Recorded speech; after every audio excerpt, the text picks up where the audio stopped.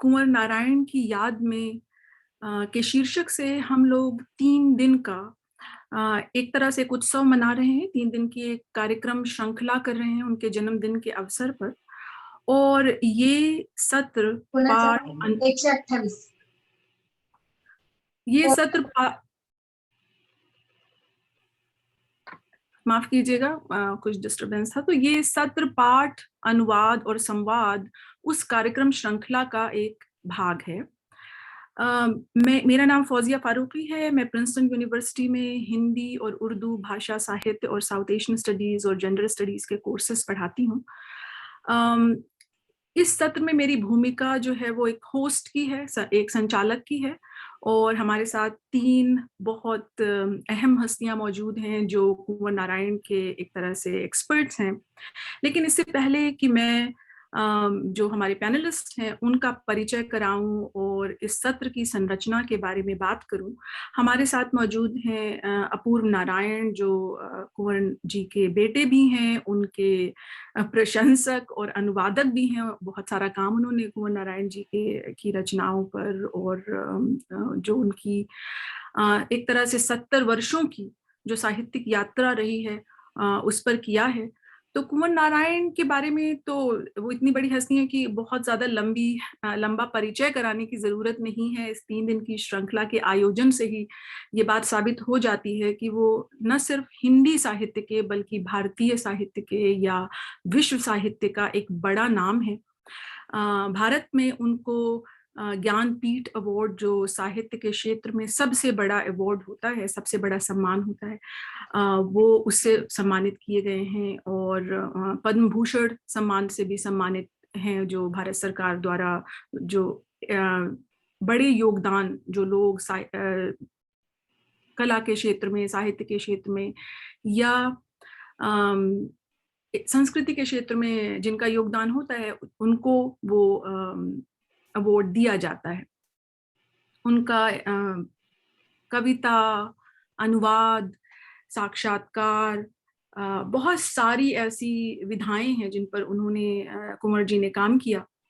और यहाँ पर हम 3 चीजों पर एक तरह से हम फोकस होगा हमारा इस सत्र में। लेकिन इससे पहले हम अपूर्व नारायण को आमंत्रित करते हैं और उनसे आग्रह करते हैं कि जरा वो ये जो 3 दिन का पूरा जो प्रोग्राम है, जो पूरा कार्यक्रम है, उसके बारे में हमें कुछ बताएं। अपूर्व जी, स्वागत है आपका। नमस्कार और बहुत बहुत धन्यवाद फौजिया। मैं ज़्यादा कुछ नहीं बोलने जा रहा हूँ इस बार। बस आप सबका बहुत बहुत स्वागत करना चाहता हूँ इस 3 दिन के आयोजन में, जो कि हम लोग ने बहुत निष्ठा और प्यार से एकजुट करा है। कुछ लोगों को शायद याद होगा कि 2 साल पहले 2019 में हम लोग ने इंडिया इंटरनेशनल सेंटर में फिजिकल प्रोग्राम करा था, और जो लोग वहाँ मौजूद थे उनको इस कार्यक्रम में उसकी कुछ रेजोनेंस मिलेगी। मगर इस बार पैंडेमिक की वजह से पूरा हम लोग ने ऑनलाइन करा है। पिछले साल कुछ नहीं कर पाए थे, तो आशा है कि ये एक एक्सपेरिमेंट है जो कि ठीक ठाक रहेगा। तो आप सबका बहुत बहुत स्वागत है इसमें। और 3 दिन का ये आयोजन है, ये पहला लाइव सेशन है। इसी तरह से रोज़ कल भी एक लाइव सेशन है और परसों 2 लाइव सेशन हैं। और इसके अलावा कई फिल्में हैं और वीडियोस हैं जो कि तरह तरह के पर्सपेक्टिव से बनाए गए हैं। कुछ उनके अनुवाद को लेके हैं, कुछ उनके कविता को शिल्प में ढाला गया है, कुछ रेसिटेशंस हैं, कुछ पोइट्री फिल्म है, नाटक है। इस तरह से अलग अलग विधाओं से है। तो आप सबका स्वागत है। सारे डिटेल्स उसमें मौजूद हैं, जो प्रोग्राम है वीडियो में, और फिल्म के सारे लिंक्स वहाँ पर हैं। आप लोग इवेंट पेज में जाएंगे या उसमें जाएंगे तो आपको मिल जाएंगे सारे, फेसबुक पर और प्रोग्राम में। इसके साथ मैं इस सेशन को होस्ट करने के लिए समन्वय और फौजिया जी का बहुत बहुत धन्यवाद देना चाहता हूँ। और I like to hand over Fauzia now, और वो इस सत्र को आगे बढ़ाएं। और आप सबका एक बार फिर से बहुत बहुत स्वागत है। शुक्रिया अपूर्व जी।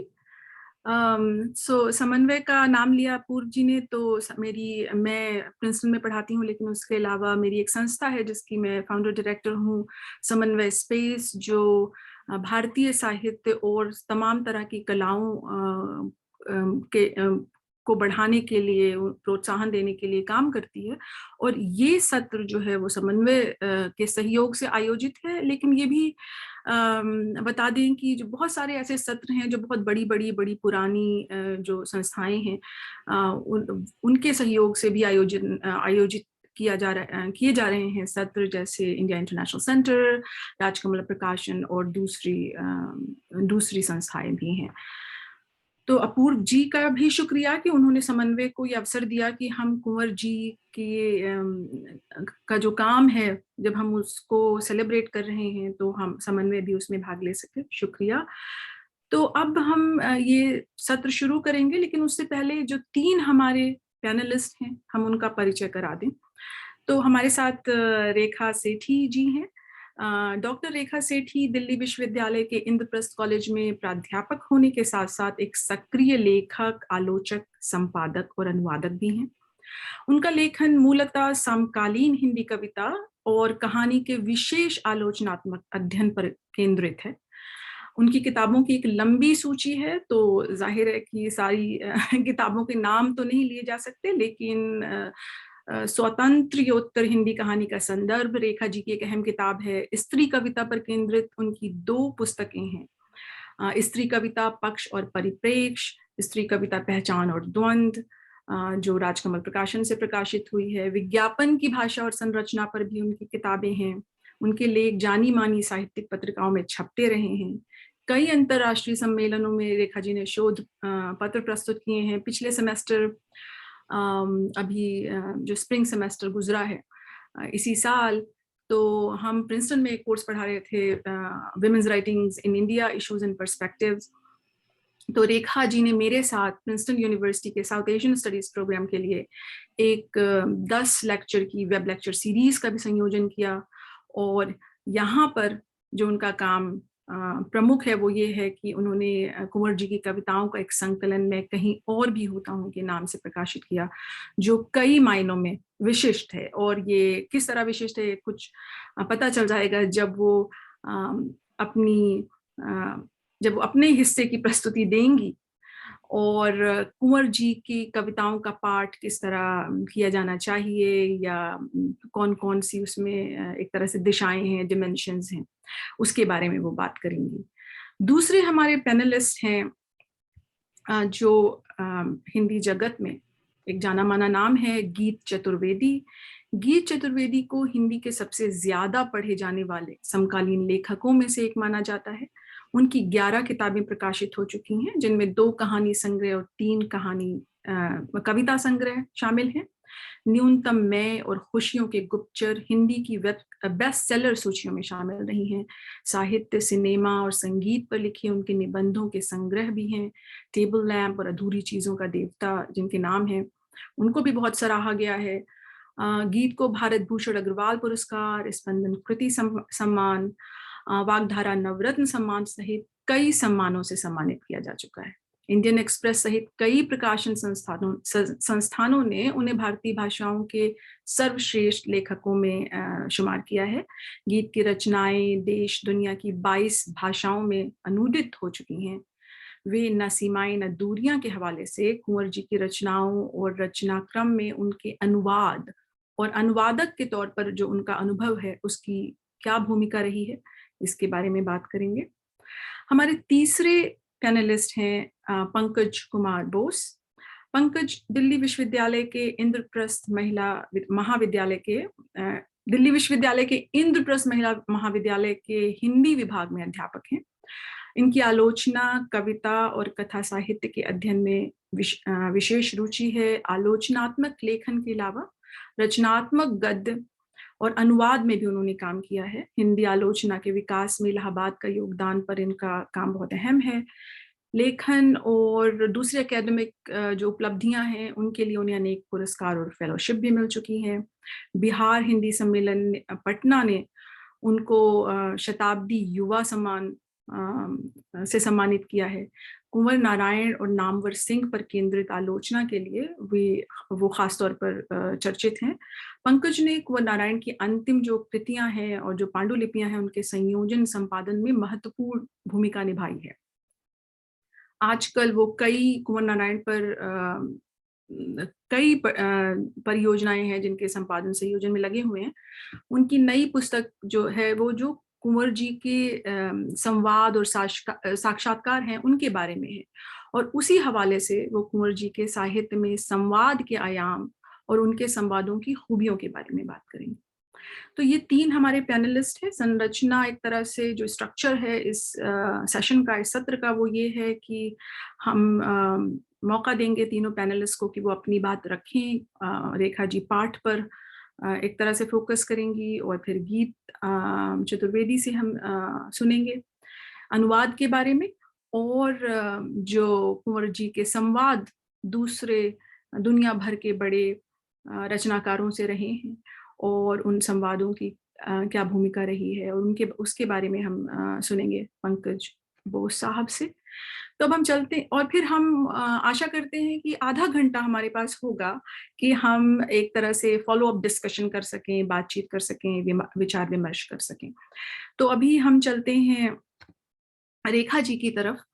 तो रेखा जी का मैंने एक जिक्र ऑलरेडी किया कि रेखा जी ने एक कविता संकलन कुंवर जी की कविताओं का वो प्रकाशित किया है, और मेरी उस कविता संकलन में जो भूमिका के रूप में एक लेख रेखा जी ने लिखा है, मेरी राय में वो कुंवर नारायण पर लिखा एक शाहकार लेख है, और कई मानों में वो शाहकार लेख है। तो मैं उस लेख से एक बस छोटी सी कोट करना चाहती हूँ खुद रेखा जी को, कि वो कुंवर नारायण के बारे में कहती हैं कि उनका काव्य साहित्य जगत की बहुत बड़ी धरोहर है जिसे बार बार पढ़ा जाना चाहिए, क्योंकि हर पाठ में वे हमारे समक्ष जीवन का एक नया पहलू उजागर करते हैं।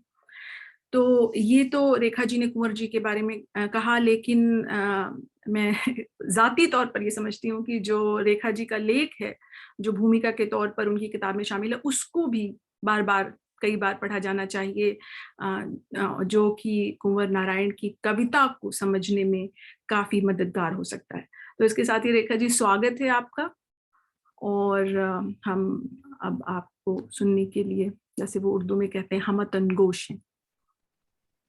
शुक्रिया फौजिया। बहुत जो बातें आपने कही, मैं उम्मीद करती हूँ कि जो भी मेरी छोटी सी समझ है कुंवर जी के बारे में, अपनी उस बातचीत से कुछ ऐसे बिंदुओं को छू सकूं जो हमें इस पाठ पर बात करने को मदद करेंगे।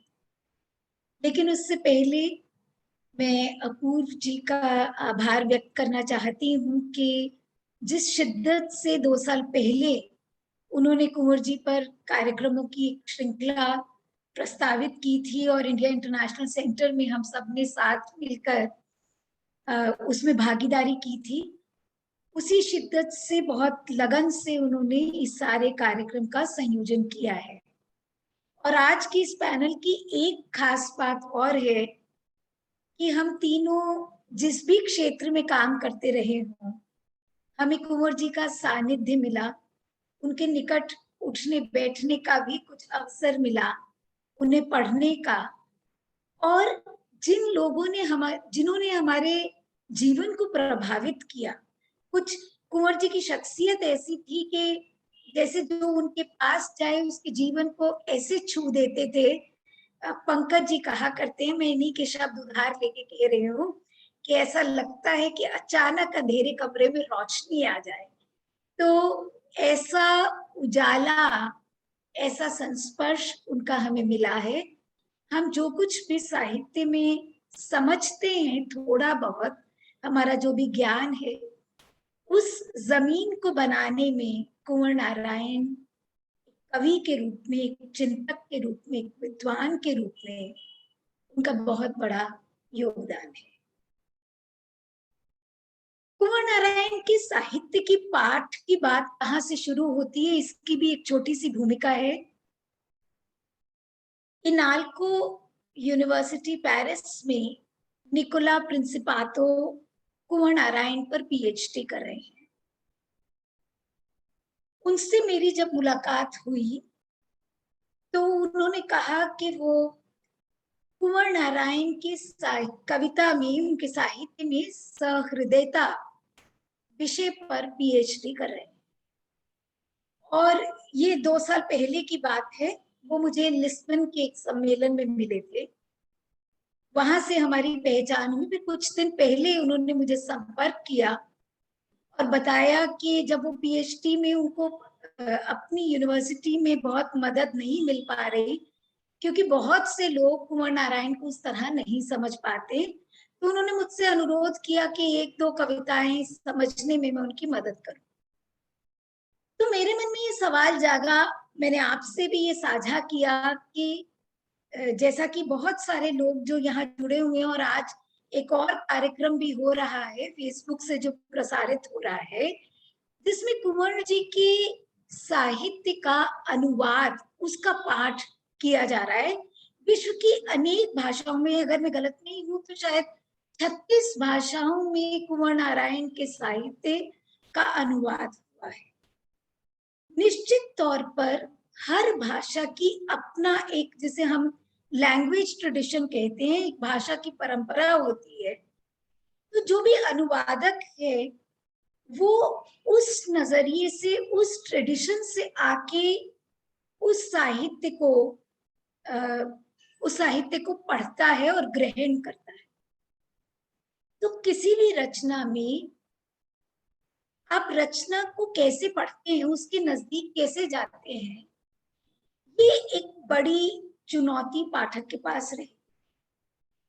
दूसरी बड़ी बात ये है कि कुंवर नारायण के साहित्य की एक बहुत खास बात है, वह ये कि उसमें पाठक की बराबर की भागीदारी है। यानी वो कविताएं हों, कहानियां हों, वैचारिक निबंध हों, वो एक रीडिंग में पूरा नहीं होता है, वो आपके भीतर विकसित होता रहता है, बार बार जागता रहता है। आप बार बार लौट के उसकी तरफ आते हैं और फिर आपको रोशनी के कुछ और कतरे मिल जाते हैं। तो इस तरह कुंवर नारायण को पढ़ने के लिए क्या स्ट्रैटेजीज हो सकती हैं, क्या रास्ते हो सकते हैं कि केवल एक भाषा भाषी, एक भाषा मतलब हिंदी का पाठक ही उसे नहीं पढ़ रहा है, एक जो वैश्विक उपस्थिति है कुंवर नारायण की, उसे वो उससे कैसे रिलेट करते हैं। और सोफिया विश्वविद्यालय में मिलेना ब्रातिएवा हैं, जिनसे मेरी काफी बातचीत होती रहती है, कि क्या उन्हें आकर्षित करता है या कैसे। तो उन्होंने मुझसे कई बार कहा, यहाँ भी अभी कुछ लोग जुड़े हुए हैं जो यूरोप में कुंवर जी को पढ़ाते हैं। तो मिलेना मुझे अक्सर कहा करती हैं कि कुंवर जी का जो दर्शन है वो यूरोप के दार्शनिक दृष्टिकोण के भी बहुत करीब है, और वो किसी एक भाषा के कवि या लेखक नहीं है, वो एक विश्वजनीन लेखक हैं। और विश्वजनीन लेखक का मतलब ये है कि उनके साहित्य में भी ऐसे तत्व हैं जो उन्हें मानव मात्र से जोड़ते हैं, मानवता से जोड़ते हैं। और एक बहुत अच्छी बात अपूर्व जी ने अपनी किताब की भूमिका में लिखी कि हिंदी में हमारे पास मानवीयता, मनुष्यता, मानवता, कई तरह के शब्द हैं। अपूर्व जी उसे ह्यूमनेस्क कहते हैं। ह्यूमनेस्क यानी जो चेतना से जुड़ा हुआ है, जो प्राण से जुड़ा हुआ है, प्राण के स्पंदन से जुड़ा हुआ है। तो सबसे पहली बात जो कुंवर जी को पढ़ने के लिए है कि आप केवल जो शब्दों की दुनिया उन पन्नों पर बन रही है, उससे ज्यादा करीब से जिसे देखना चाहें, उनके भीतर का एक संसार है। वो भीतर उसे अंतश्चेतना कहूं, अंतर्दृष्टि कहूं, यानी एक पूरा, कुमार जी में एक जगह उन्होंने लिखा, हमारी आंखें लपकती हैं दूर चमकते तारों के लिए, पर देख नहीं पाती कि तारों और अंधेरों का पूरा चिदाकाश तो हमारे अंदर ही है। ये जो अंतर्दृष्टि, अंतश्चेतना है, ये जो बाहर मौजूद है उसको डिसरप्ट भी करता है, उसको तोड़ता भी है, उसको छोटा भी करता है, लेकिन भीतर की एक पूरी भरी पूरी दुनिया की इजाद भी करता है। उसमें एक पूरी संस्कृति, एक पूरी प्रकृति, पूरा इतिहास, समय, काल, दिशाओं का एक पूरा अनुभव उस अंतश्चेतना के भीतर है।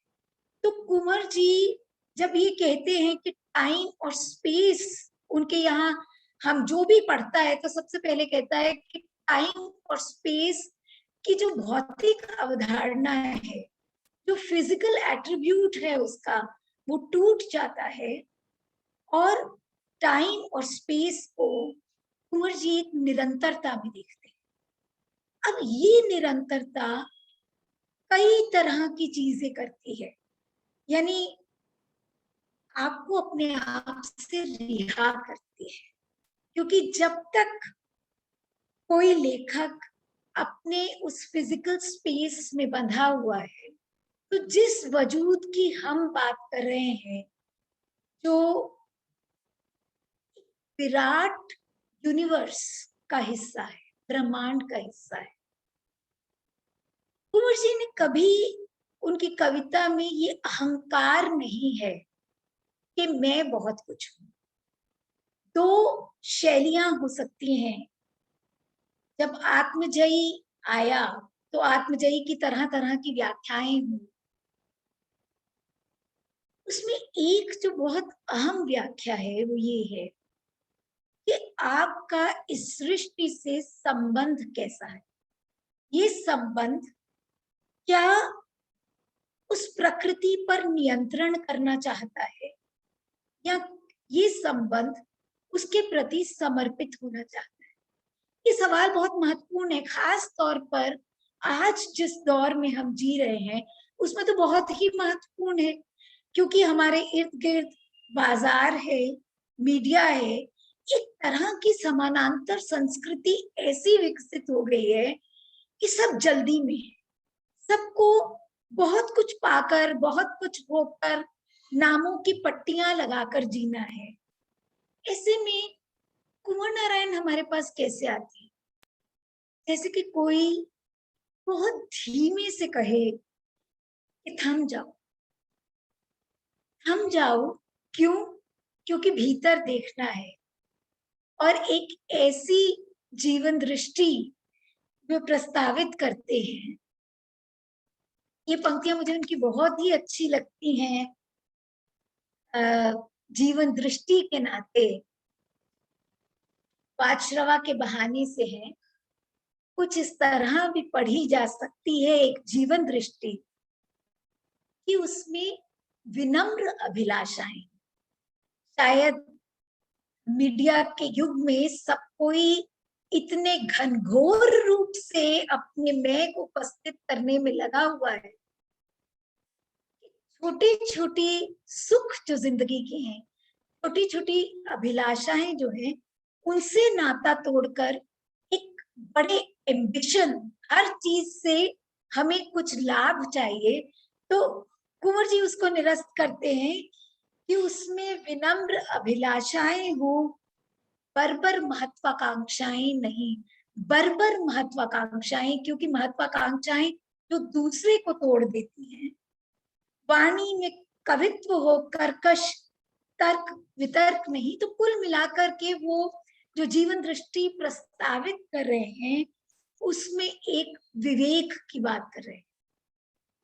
इस जीवन दृष्टि में बहुत से तत्व घुले मिले हैं, खास तौर पे यूरेशिया पे उनका पूरा चिंतन है, यूरोप और एशिया।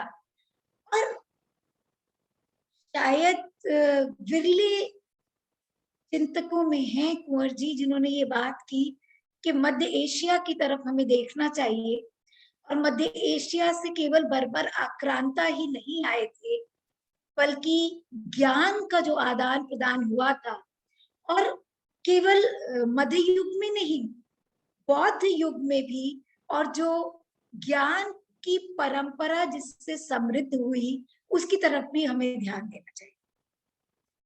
कुंवर जी व्यक्ति के व्यक्तित्व की बात कर रहे हैं। ये व्यक्तित्व फिर से, मतलब जिसे मैं एक अंग्रेजी का शब्द कहूं, बीइंग, मतलब ये स्व या सेल्फ से डिफाइन नहीं हो सकता, ये पूरे वजूद की बात है, बीइंग की बात है। तो कुंवर जी के यहाँ ये बीइंग जो है, ये ज्ञान रहित बीइंग नहीं हो सकता। मतलब एक व्यक्ति, और ज्ञान पुस्तकों से अर्जित ज्ञान नहीं है, छोटे छोटे अनुभवों से अर्जित ज्ञान है। उनके यहाँ लगातार एक ट्रांसेंडेंस होता रहता है। जैसे आप कहें कि आप एक बात से निकल करके बड़ी खूबसूरती से आप कहीं और प्रवेश कर जाते हैं। जैसे वो अक्सर कहते थे कि एक ही कविता में होती है कई कई कविताएं, जैसे एक ही जीवन में कई जीवन। तो ये जो बड़ा आकाश है, और इस आकाश में जो हमारे पैर हैं वो जमीन पर ही रहने चाहिए, ठीक जैसे गांधी कहते हैं।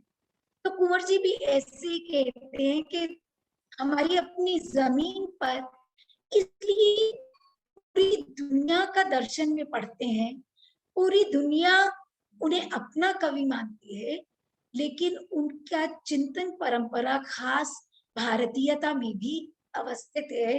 लेकिन फिर भी भारतीयता जिसमें उपनिषद, पुराण, मिथक, इतिहास, परंपरा, संस्कृति, और संस्कृति वह संस्कृति जो बहुलता की प्रतीक है, प्लूरलिज्म, प्लूरलिस्टिक कल्चर की प्रतीक है।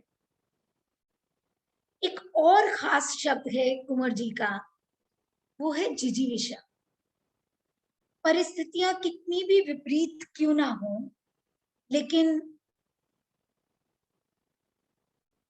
थोड़ी थोड़ी उदासी जरूर घिराती है, लेकिन उदासी का संबंध मुझे लगता है कि हर विचारवान दार्शनिक के सामने किसी न किसी रूप में रहता है, और निराशा कभी नहीं।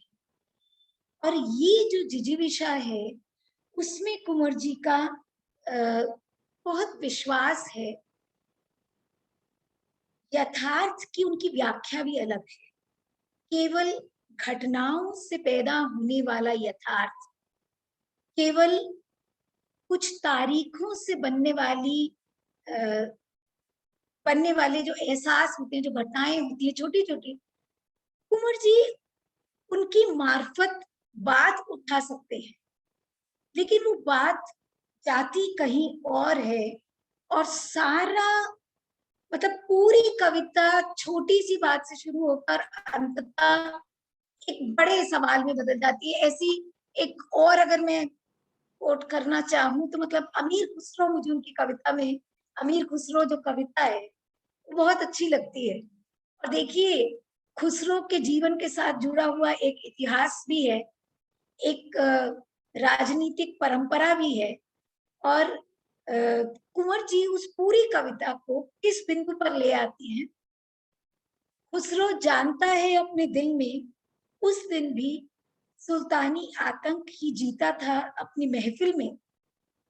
भूल जाना मेरे बच्चों कि खुसरो दरबारी था, वह एक ख्वाब था जो कभी संगीत, कभी कविता, कभी भाषा, कभी दर्शन से बनता था। वह एक नृशंस युग की सबसे जटिल पहेली था, जिसे 7 बादशाहों ने बूझने की कोशिश की। कभी कभी मैं सोचती हूँ कि क्यों खुसरो का ये चित्र उनके मन में आया होगा और उसे इस तरह क्यों प्रस्तुत किया होगा।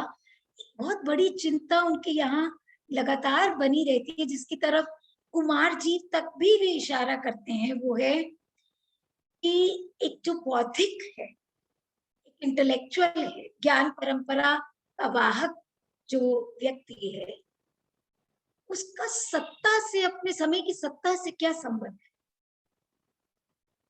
ये बड़ा कुंवर जी की कविता का नहीं, बल्कि पूरा जो प्रगतिशील आंदोलन है उसमें भी एक बहुत बड़ा सवाल है। लेकिन कुंवर जी का इस सवाल को सुलझाने का ढंग थोड़ा अलग है, क्योंकि वो कहते हैं कि आक्रामकता से भिड़ंत की कई तरकीबें हो सकती हैं। तो जिस तरकीब में कुमार जी हाउस अरेस्ट में है, अंदर कैद कर दिया गया है, वो अपने को खोता नहीं है। 300 किताबों का अनुवाद कर लेता है। जो भौतिक परिवेश की दीवारें हैं, उस दीवार को हटा करके ज्ञान की दीवार। तो इसीलिए मैं कहती हूँ कि कुंवर नारायण का काव्य जो है वो एक तरह से मुक्ति का काव्य है। और ये मुक्ति बाह्य घटनाएं आपको नहीं देती। कुछ फिलॉसफीज की बात कुंवर जी बहुत करते हैं, लेकिन वो फिलॉसफी ऐसे है कि आप सबको एकदम जैसे सुलभ हो, आपके करीब की हो, आपके जीवन से पैदा हो रही हो। तो ये जो है, ये एक तरह से जीवन की जो जटिलताएं हैं, उन जटिलताओं से जिस व्यक्ति का एक ऐसा साक्षात्कार होता है कि वो उसे उन पहेलियों को अलग अलग गांठें खोलकर सुलझाने की कोशिश कर रहा होता है। और सुलझाने में वो चीजों को रीडिफाइन करने लगते हैं, पुनः परिभाषित करने लगते हैं, चाहे वो इतिहास हो, सत्ता हो, राजनीति हो। फौजिया, मुझे संकेत कर देना जब मेरा वक्त होने लगेगा। तो अभी आपके पास है वक्त। अच्छा, तो उन्होंने एक, मुझे लगता है कि जो समय, जिस हम निरंतरता की बात करते थे, उन्होंने एक ग्राफ बनाया है उस समय का। और उस ग्राफ में इतिहास, स्मृति, संस्कृति सब शामिल होते हैं। और इससे वो भविष्य का एक मानचित्र गढ़ते हैं। मतलब एक केवल उसको वर्णन कर देने से, उस बात को बता देने से नहीं उनकी बात खत्म हो जाती। तो मैं कहती हूँ कि हम बार बार इन कविताओं की तरफ लौटते हैं, तो वो इसीलिए लौटते हैं कि उससे हमें अपने आज को, अपने वर्तमान को समझने का अवसर मिलता है, अपने वजूद को समझने का अवसर मिलता है। और उस समझ के साथ उस सृष्टि तक जाने का, उसके प्रति इस बात को अगर हम कहें तो एक खास न्याय चेतना या नैतिकता का बोध। अब ये नैतिकता, देखो शब्द हमारे बड़ा ये दुर्भाग्य है कि कुछ शब्द ऐसे रूढ़ हो जाते हैं कि हमें फिर से उन्हें परिभाषित करना पड़ता है। तो जब हम संस्कृति की बात करते हैं, जब हम भारतीयता की बात करते हैं, जब हम पुराण उपनिषद की बात करते हैं, तो हमें याद रखना चाहिए कि जिस ज्ञान परंपरा की बात कुंवर जी कर रहे हैं, वो इन सबके विकसनशील तत्वों से बनती है। ठीक जैसे अज्ञेय भी लौटते थे, ठीक जैसे मुक्तिबोध भी लौटते थे। तो मुक्तिबोध का तो दिया हुआ शब्द ही है विवेक चेतना। तो ये जो विवेक चेतना है, यहाँ नैतिकता का अभिप्राय उसी विवेक चेतना से है जिसमें परिस्थितियों का दबाव आप पर नहीं बनता, क्योंकि आपके भीतर वो चेतना है। तो आप उन परिस्थितियों को तोड़ करके, उनको निरस्त करके अपने लिए जगह बनाते हैं। और वो जो जगह है वो खास तौर पे बर्बर महत्वाकांक्षाओं को भी निरस्त करती है, युद्ध को भी निरस्त करती है। उस तरह का जो आक्रामकता है, एक जगह शायद अपूर्व जी ने लिखा है कि जो जीवन काल उन्होंने अपना कुंवर जी के साथ गुजारा, उस जीवन काल में उन्होंने कभी भी उनको आक्रामक या गुस्से में नहीं देखा। गीत जी कहते हैं कि वे संत कवि हैं, पंकज चतुर्वेदी कहते हैं कि वो कविता के बुद्ध हैं। अगर हम ये सब नाम लें या ना लें, कुंवर नारायण अपने आप में कुंवर नारायण हैं, इसीलिए क्योंकि उन्होंने ये आक्रामकता की परख, अक्सर कहा जाता है ना कि जैसे आप किसी ना मिटने वाली लकीर को छोटा कैसे कर सकते हैं कि उसके नीचे बड़ी रेखा खींच दें। तो कुंवर जी ने ये बड़ी रेखा कविता के माध्यम से, साहित्य के माध्यम से खींची है।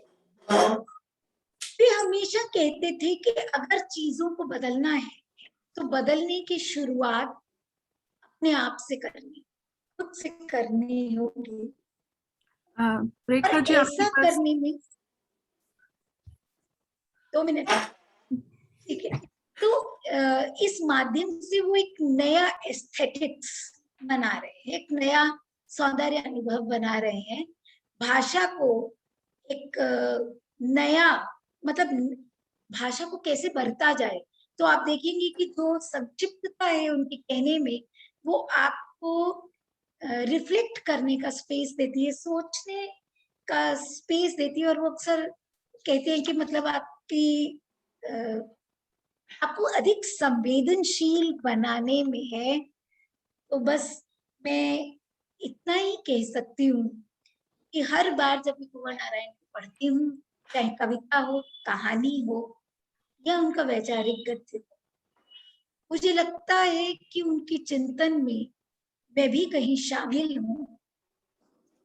और कुंवर जी की एक ये बड़ी क्रिएटिव स्ट्रैटेजी भी है कि वो रुक रुक कर बीच में अपने होने का एहसास भी दिलाते रहते हैं। तो ये जो संवाद बनता है, ये किसी भी पाठ के लिए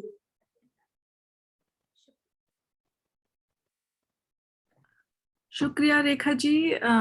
बहुत सारे आपने नुक्ते जो हैं वो बयान किए कुंवर नारायण जी की कविता के बारे में, और उनके पाठ के सिलसिले में बहुत सारे सवाल खड़े होते हैं मेरे जहन में। खुद भी कई सारे सवाल हैं, लेकिन हम चलेंगे और मैं आमंत्रित करूंगी गीत चतुर्वेदी जी को पहले, और वो कुंवर जी के ने जो अनुवाद किए उसके बारे में कुछ बात करेंगे। और मुझे तो ऐसा लगता है कि अनुवाद सिर्फ एक रचना का एक भाषा से दूसरी भाषा में नहीं होता है। पाठन अपने आप में एक तरह का अनुवाद है कि जो हमारे पाठक के जहन में, उसके मानस पे जो चित्र ऑलरेडी होते हैं, जो विचार होते हैं, वो उनकी मदद से जो कुछ सामने पेपर पर लिखा होता है उसको अपनी भाषा में, अपनी चेतना की भाषा में उसका अनुवाद करता है। तो बहुत सारी बातें की जा सकती हैं, लेकिन गीत जी, आप का स्वागत है और हम लोग आपको सुनने के लिए एक तरह से बेताब है। मैं खास तौर पे, क्योंकि मुझे अनुवाद और रचना काफी गड़मट किस्म की चीज लगती है। जी बहुत शुक्रिया आपका फौजिया जी। और सबसे पहले तो मैं कुंवर नारायण की स्मृति को नमन करता हूँ, और समन्वय फौजिया जी आपको, अपूर्व जी को और उन सारी संस्थाओं को धन्यवाद कहता हूँ जिनके माध्यम से कुंवर नारायण पर केंद्रित ये आयोजन संभव हो। कुंवर नारायण हमारी भाषा के, हमारे देश के सबसे बड़े लेखकों में से एक, और मैं उनका एक पाठक, उनकी कविताओं का, उनके लेखन का एक विद्यार्थी। कई बार ये सोचता हूँ कि वे कौन सी चीजें हैं जिन्होंने कुंवर नारायण को एक विशिष्ट लेखक में परिवर्तित, वो कौन सी प्रक्रिया है जिसके चलते 7 दशकों तक कुंवर नारायण लगातार शानदार लेखन करते रहे।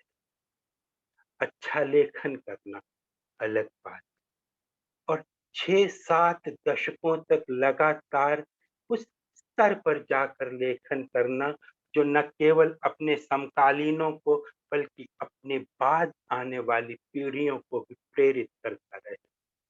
इसके लिए आखिर वो कौन से तत्व हैं जो प्रेरक होते हैं उनकी जीवन?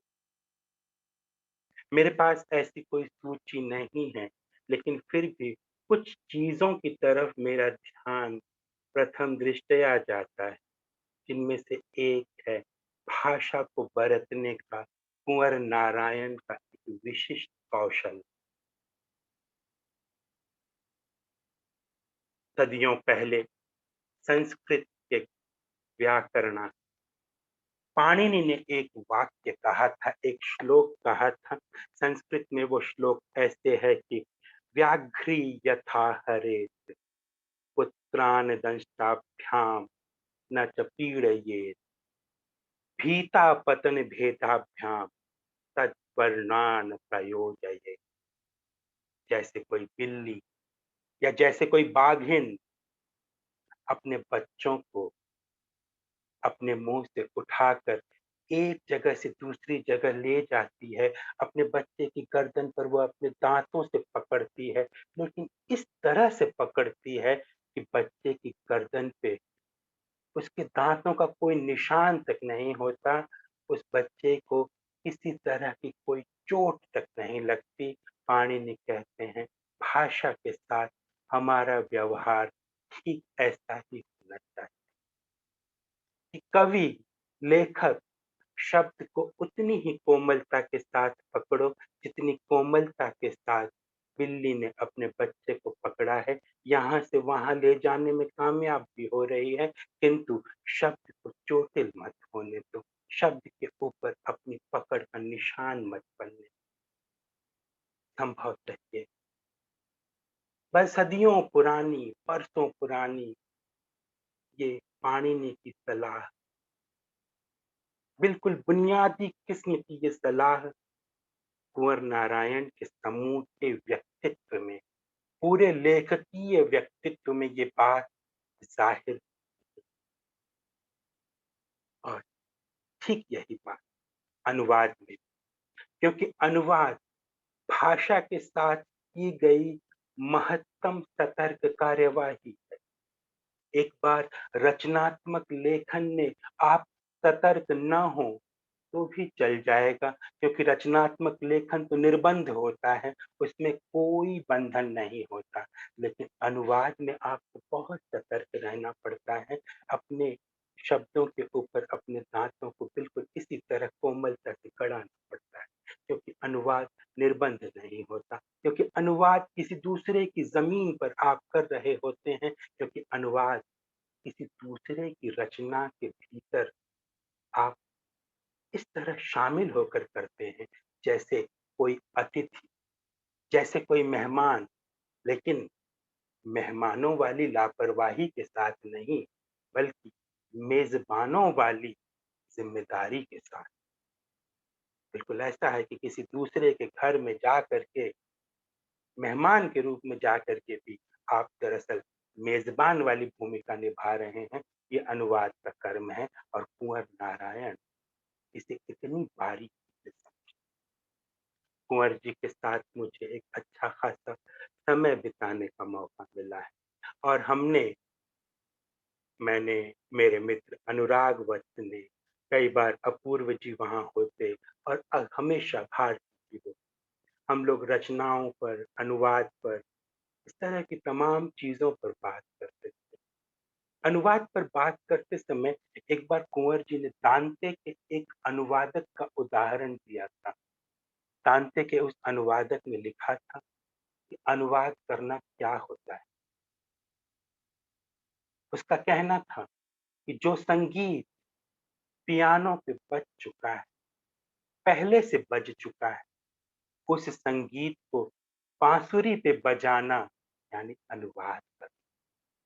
कि संगीत तो वही रहेगा, लेकिन उसकी ध्वनि बदल जाए, कि संगीत के नोट्स वही रहेंगे, सुर वही रहेगा, राग वही रहेगा, लेकिन आवाज बदल जाएगी। अनुवाद यही आप दूसरे की रचनाओं के सार को बिल्कुल वही रखोगे, बस भाषा बदल जाएगी। जैसे कि भाषा अपने आप में एक पात्र होती है।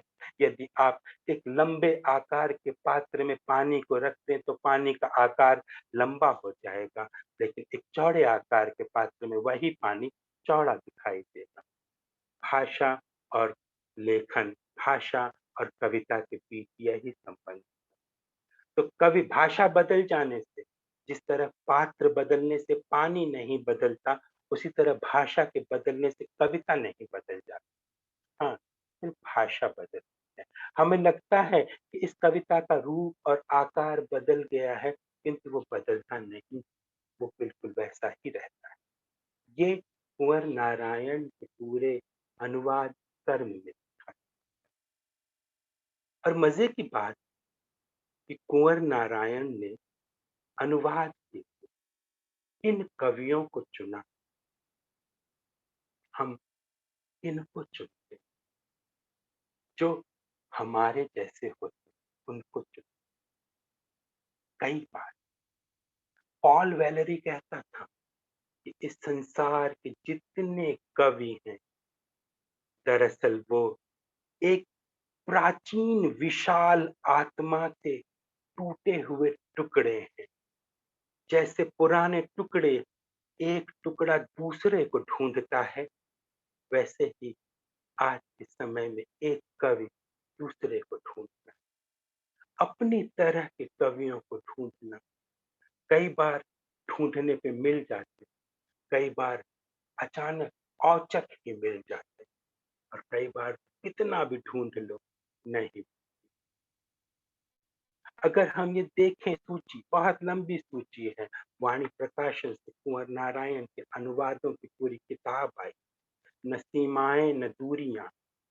कुंवर नारायण ने प्रमुखतया अपने जीवन में जिन कवियों का अनुवाद किया, उन सब का संकलन उसमें है, किंतु प्रमुखतया जिन कवियों की रचनाओं के साथ उनके अनुवादक का रचनात्मक संवाद लगातार होता था, उनमें से एक सवाल सैफो, बोरहेस, नेरुदा। मोटे तौर पर मैं इन कवियों का नाम ले रहा हूँ, और कुंवर नारायण के पूरे रचनात्मक व्यक्तित्व और उसके सूत्रों को समझने के लिए इन लेखकों और कवियों के साथ उनके रचनात्मक व्यवहार, रचनात्मक तालमेल पर नजर डाली जाए, तो हम फिर से उन्हीं कुछ शब्दों की तरफ पहुंचते हैं, जो दरअसल कुंवर नारायण की समूची रचनात्मक यात्रा का सार। क्या है वो शब्द? मुझे बहुत पसंद है वो शब्द, और कुंवर नारायण के संदर्भ में उन शब्दों के भीतर एक खास किस्म का अर्थ भी निविष्ट हो जाता है, एक खास किस्म का अर्थ भी भर जाता है।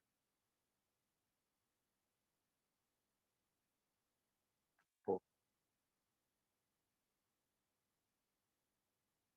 कवियों और लेखकों उस बड़ी परंपरा से आज के साथ जुड़ते हैं, जो Ezra Pound, Eliot, again, Borges, Milosz, Bharat में रामानुजन, जैन महापात्रा, ऐसे तमाम कवि, डब्ल्यू.जी. सेबार्ट, ऐसे तमाम कवियों से बनी हुई कवि अनुवादक की जो एक परंपरा है, उसमें शामिल है।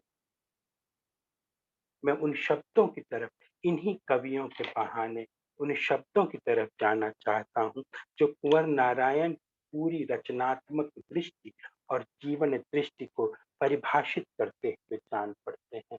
सबसे पहला शब्द है समावेश। कुंवर नारायण संभवतः भारतीय भाषाओं के सबसे अधिक, सबसे संश्लिष्ट समावेशी कवि। एक साथ कई सारी चीजों को अपनी रचनाओं में समाविष्ट करना कुंवर नारायण के रचनात्मक अनुवाद का खास कौशल।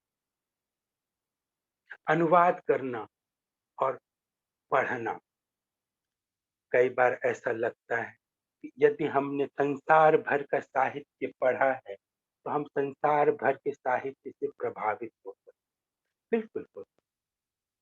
लेकिन कुंवर नारायण के अनुवादक का जब हम जिक्र करते हैं तो इस पाठक और अनुवादक के बीच के संबंध को बहुत बारीकी से देखना होगा, क्योंकि पाठक बहुत सारे लोग हो सकते हैं, लेकिन उस उस पठन का अनुवाद करना बहुत अलग किस्म की प्रतिभाओं का, उनके हिस्से। एक होता है भाषिक अनुभव जो हमें पढ़ने से मिलता है। हमने कवाफी को पढ़ा, कवाफी को पढ़ के, कलवीनों को पढ़ के, होमर को पढ़ के, सैफो को पढ़ के हमें उस यूरोपीय संस्कृति का एक भाषिक अनुभव होता है। हमने उन सब चीजों को कभी फर्स्ट हैंड, कभी अपने ऊपर जीते हुए नहीं पाया, लेकिन हम किताबों के जरिए उन्हें जीने लगते हैं। ये हमारा भाषिक अनुभव है। एक अनुवादक अपने भाषिक अनुभव को अपने रचनात्मक अनुभव में तब्दील करता है, उस भाषिक अनुभव का अनुवाद। अभी फौजिया ने एक चीज की तरफ इशारा किया कि दरअसल सारा का सारा काम एक अनुवाद ही तो है। जो मैं सोच रहा हूँ उसका शब्दों में अनुवाद करता हूँ लिखते समय। जो मैं देख रहा हूँ उसका शब्दों में अनुवाद करता हूँ लिखते समय।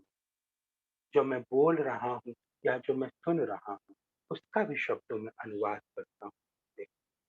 तो अपने तमाम भाषिक अनुभवों का, खासकर किसी विशिष्ट कवि या लेखक द्वारा प्राप्त भाषिक अनुभव का अपनी भाषा में किया गया अनुवाद हमारे रचनात्मक भंडार में वृद्धि करता है, हमारे रचनात्मक अनुभवों को बढ़ा देता है।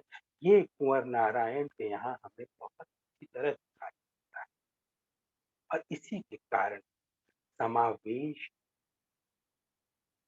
समावेश का गुण, समावेश की वृत्ति, समावेश का शुभ कुंवर नारायण की कविताओं में लगातार विकसित होता हुआ दिखाई पड़ता है। वो किसी एक परंपरा के वारिस या किसी एक परंपरा के वंशज नहीं रह जाते। मैं बार बार कहता हूँ कि कुंवर नारायण को हम मोनोजेनेसिस में नहीं देख सकते। उनकी जेनेसिस वो एक तरह की पॉलीजेनेसिस होगी। वो बहुत सारी धाराओं से निकल करके एक समंदर तक पहुंचते हैं, एक महासागर तक पहुंचते हैं। भारत परंपरा, पश्चिम परंपरा, और इन दोनों को मिलाते हुए चलना और इनके बरक्स एक नई किस्म की भारतीयता, उसे परिभाषित करना, ये कुंवर नारायण के यहाँ विशिष्ट है। रचनात्मक कर्म में अनुवाद के योगदान को इस तरह से भी देखना चाहिए कि वो एक कवि के अनुभव को, एक कवि के आत्मा अनुभव को कितना बृहद बना देता है। इसीलिए कुंवर नारायण के यहाँ भारतीयता एक बेहद विशाल कॉन्सेप्ट की तरह दिखाई देती है। और खासकर इस बात को इसलिए कहना आज के दौर में बहुत जरूरी है, क्योंकि आज हम एक ऐसे समय में रह रहे हैं पिछले कुछ दशकों से, जब कुछ लोग पहली सहस्त्राब्दी के भारत को ही भारत मानते हैं, उसके बाद दूसरे मिलेनियम के भारत को जरा मिलावटी मानते हैं। तो कुछ लोग ऐसे हैं जो पहली सहस्त्राब्दी के भारत को भुला देते हैं और सिर्फ दूसरी सहस्त्राब्दी के भारत को ही भारत मानते हैं कि एक मिला जुला भारत। भारत दोनों सहस्त्राब्दियों में बहता रहा, और हम जो इस तीसरी सहस्त्राब्दी में, तीसरे मिलेनियम में पहुंचे हैं, तो उन दोनों सहस्त्राब्दियों का अवशेष, उन दोनों सहस्त्राब्दियों की बातें हमारे भीतर बह रही हैं। कुंवर नारायण का समूचा रचना कर्म इन्हीं दोनों सहस्त्राब्दियों की भारतीयता को साथ लेकर के चलता हुआ दिखाई देता है। इसीलिए तो उनके यहाँ कुमार जीव भी हैं, सहरपा भी हैं, अमीर खुसरो भी हैं, तो आत्मजयी, नचिकेता और वाजिश्रवा। कवाफी पे लिखते समय कुंवर नारायण ने कहा कि उनकी पूरी पृष्ठभूमि जो है वो इतिहास का एक विशिष्ट सांस्कृतिक मेला है। कितना अद्भुत शब्द है, कितना अद्भुत वाक्यांश है ये। पृष्ठभूमि क्या है? इतिहास का एक विशिष्ट सांस्कृतिक मेला है। क्या कुंवर नारायण की पृष्ठभूमि इससे कहीं अलग है? बिल्कुल। कुंवर नारायण यदि कवाफी को चुनते हैं अनुवाद के लिए और उन पर वार्तालाप के लिए और अपने रचनात्मक व्यक्तित्व का एक अवलंब उनके ऊपर बनाने के लिए, तो इसमें ये भी है, कुंवर नारायण की पृष्ठभूमि भी कवाफी की तरह इतिहास का एक विशिष्ट सांस्कृतिक मेला ही तो है। बस एक अंतर है, जो मैं अंतर अपनी तरफ से प्रस्तावित करता हूं बार बार, कि यूरोप के संदर्भ में जिसे हम इतिहास कह सकते हैं, भारतीय संदर्भों में उसे हमें मिथिहास कहना चाहिए कई बार, क्योंकि हमारे यहाँ इतिहास अवधारणा यूरोप जैसी विशिष्ट और साफ स्पष्ट नहीं। हमारे यहाँ मिथक और इतिहास कई बार आपस में मिल जाते हैं, गड्ढ-मड्ढ हो जाते हैं। इसीलिए कुंवर नारायण के संदर्भ में उनकी पृष्ठभूमि को मिथिहास का एक विशिष्ट सांस्कृतिक मेला कहना चाहूँ। ये सांस्कृतिक पृष्ठभूमि हम सबके पास, मैं इस भारत भूमि का निवासी हूँ, मैं यहाँ की भाषा में लिखता हूँ। मेरे पास जो लोग नहीं लिखते, जो लेखक नहीं, सांस्कृतिक इतिहास, यह विशिष्ट इतिहास उनके पास भी है। फिर कुंवर नारायण के यहाँ वैशिष्ट्य क्या है? वैशिष्ट्य है कि वो उसे पहचान ले। चीजें सभी के पास हैं, खास वो होता है जो उसे पहचान ले और पहचान करके अपने तरीके से उसे बरतना शुरू। और ये पहचान कुंवर नारायण के पास कहाँ से आती? ये उस पूरे रचनात्मक मुठभेड़ से आती है, उस पूरी रचनात्मक सहधर्मिता और तालमेल से आती है, जो वो पठन, अध्ययन और अनुवाद के माध्यम से अपने भीतर विकसित करते हैं। कवाफी, सैफो, होमर, शेक्सपियर, गालिब, सहरपा, कबीर, तुलसी, इन सब को पढ़ते हुए और अपने भीतर नए तरीके से इनमें अर्थ डालते हुए आते हैं। कई बार कि अनुवाद करना एक दुधारी तलवार है और इसका जो असर होता है वो दोनों तरह से होता है। कई बार लोग सिर्फ उसी असर को देखते हैं जो अनुवादक के ऊपर पड़ा।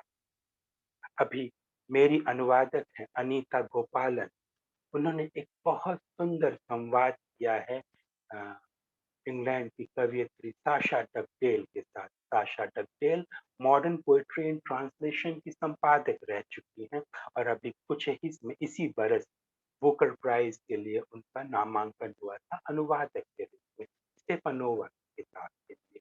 वो पूरी बातचीत जो अनीता और साशा के बीच हुई है वो अनुवाद के ऊपर ही हुई है और उसमें एक बहुत सुंदर बात यही है कि अनुभव का विस्तार और ये जो दुधारी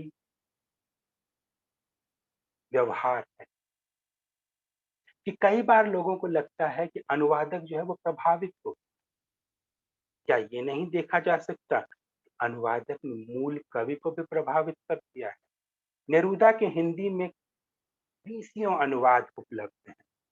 हर कवि ने उसे नेरूदा की कविताओं को बिल्कुल अलग अलग तरीके से अनुवाद किया है, लेकिन कुंवर नारायण ने जो अनुवाद किया है वो बिल्कुल मुख्तलिफ, बिल्कुल अलग अलहदा अंदाज का अनुवाद है।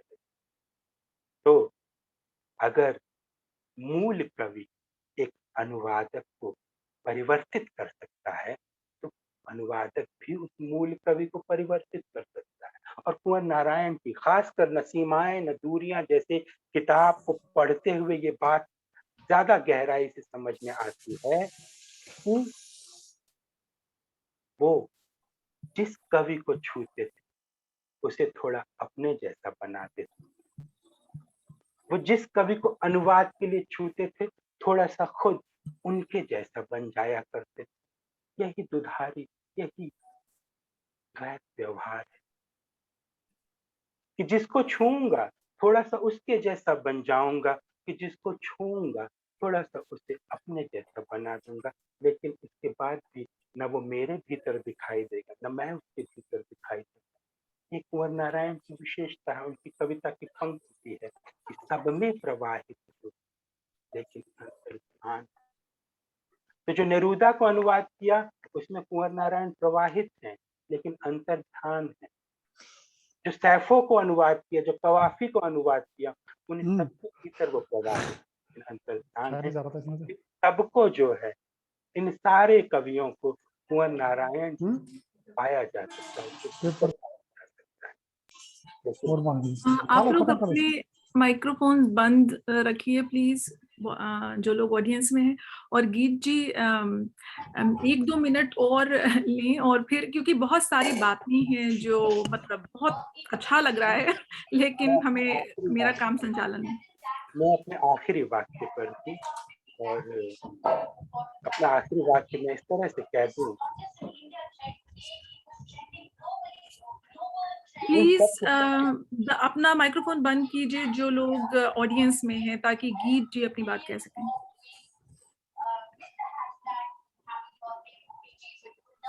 So sorry, Git ji. Pranav, can you turn off somebody like DK के नाम से किसी का है?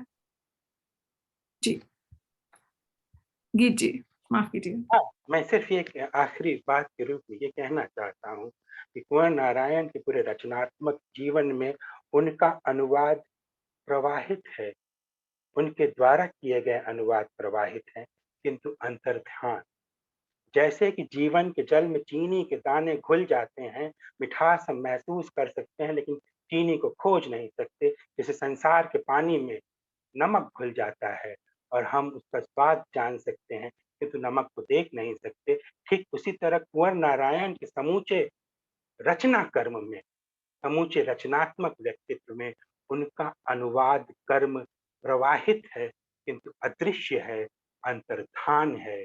और मेरे जैसे लोग, हम जैसे तमाम लोग, हम जैसे तमाम पाठक और तमाम कवि, हमारे अपने भीतर भी कुंवर नारायण प्रवाहित हैं लेकिन अंतर्ध्यान है, अदृश्य। यही कह के मैं विराम लेता हूं और आप सभी को शुभकामनाएं देता हूं। बहुत बहुत शुक्रिया गीत जी। गीत जी ने इतनी सारी बातें उठाई अनुवाद के बारे में और अनुवाद का जो प्रभाव है रचनाकार पर, उसके बारे में, और इन तमाम बातों पर अगर देखा जाए तो पूरे सत्र एक एक नुक्ते पर हो सकते हैं और होने चाहिए, मुझे लगता है, पाठ पर, अनुवाद पर। लेकिन अब हम चलते हैं इस सत्र के तीसरे पड़ाव की तरफ, जो संवाद है। यानी कि कुंवर नारायण ने जो दूसरे रचनाकारों के साथ, अपने समकालीन रचनाकारों के साथ जो संवाद स्थापित किया, साक्षात के जरिए या और तरीकों से, इसके बारे में बात करेंगे पंकज बोस। सो पंकज, आपका स्वागत है और आप अपनी बात रखिए।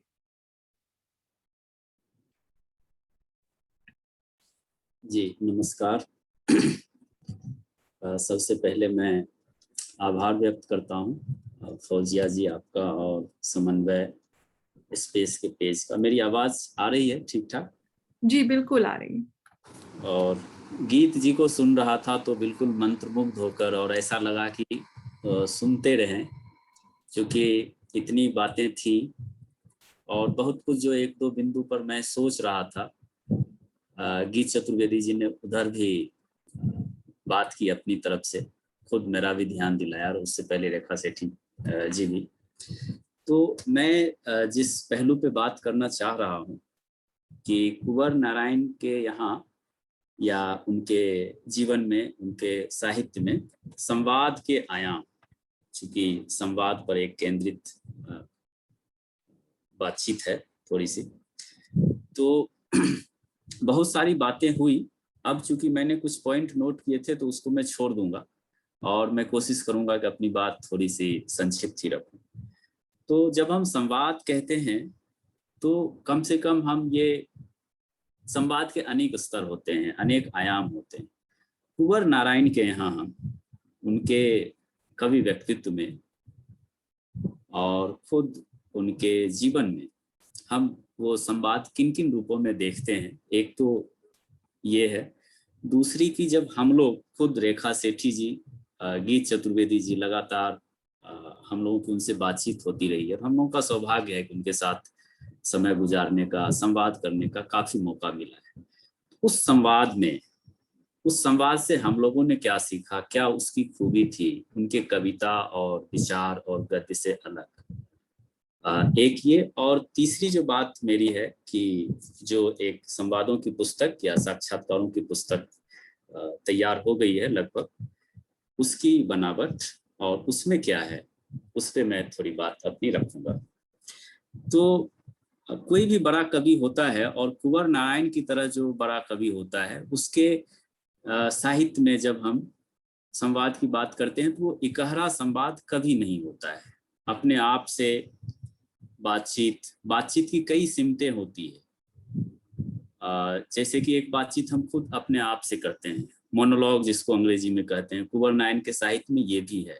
कुमार जी शुरू ही होता है, मैं तथागत के साथ हजारों साल लंबी एक महायात्रा पर निकला हूँ, हमें सदियां पार करनी है साथ साथ, इस तरह से।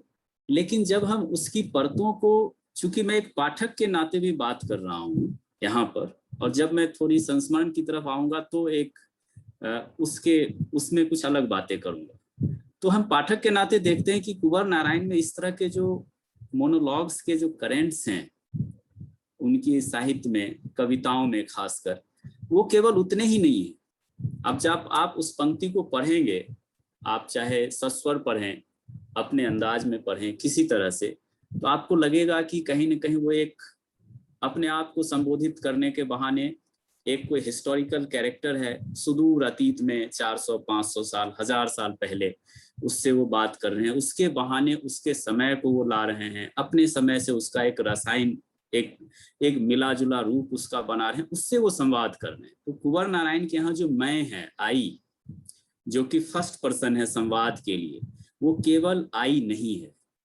उसमें हिस्ट्री, उसमें टाइम, उसमें उनकी जो कंटेम्प्रेरी, उनके जो कंसर्न्स हैं वो हैं, और तमाम तरह की जो सभ्यता की चिंताएं हैं वो हैं। चाहे हम छोटी कविताओं में देखें जो कि उनके अलग अलग संग्रह हैं, या हम उनके एपिक पोएम्स में देखें, प्रबंध काव्य जो 3 हैं, आत्मजयी, वाजश्रवा के बहाने और कुमार जी। तो एक स्तर ये जो अपने आप से जो बातचीत का है, उसका वो दायरा कैसे उनकी कविता में धीरे धीरे बढ़ता है। वो दूसरी बातचीत होती है कि हम किसी और से, दूसरे से बात करते हैं।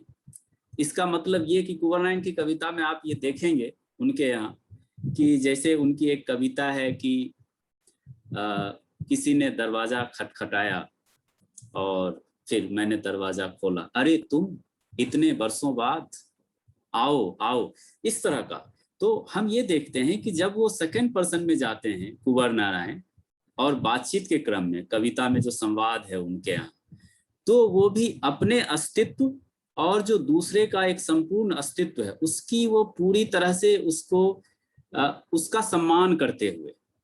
कई बार क्या होता है कि जो व्यक्ति, 2 लोग अगर आपस में बातचीत करते हैं तो केवल हम अपनी तरफ से मैं बोलता हूँ, हम बोलते रहते हैं।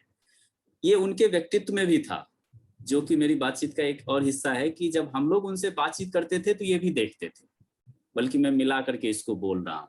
वो खुद दूसरे को तवज्जो देते थे, सुनते थे। वो जितने अच्छे वक्ता थे बोलने में और कम बोलते थे बाद में, तो हम लोगों को भी कहते थे कि नहीं तुम बोलो। तो जब इस तरह से बातचीत होती थी तो लगता था कि नहीं वो प्रश्नकर्ता हो गए हैं और हम उत्तरदाता हो गए हैं, इस तरह से।